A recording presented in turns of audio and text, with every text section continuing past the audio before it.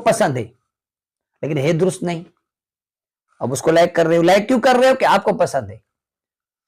اپنی پسند نہ پسند کو نہیں دیکھیں، کیونکہ آپ کا لائک کرنے سے ہو سکتا ہے کسی اور کے نفسیات بن جائے، وہ بھی لائک کر دے. ظاہر ذہن بنتا ہے نا، میں نے لائک کیا تو آپ بھی لائک ہو، فلاں نے لائک کیا تو میں بھی کروں، اتنا لائک کروں وہ میں کروں. تو کسی نے لائک کیا ہے تو لازم نہیں آپ بھی لائک اس کو کریں، بلکہ آپ سمجھیں کہ یہ چیز لائک کے قابل ہے یا نہیں ہے. پہلی بات یہ. اور دوسری بات یہ کہ کس چیز کو آگے شیئر کرنا ہے، کسی کو نہیں کرنا، یہ بھی ایک انسان کو سوچ ہونی چاہیے.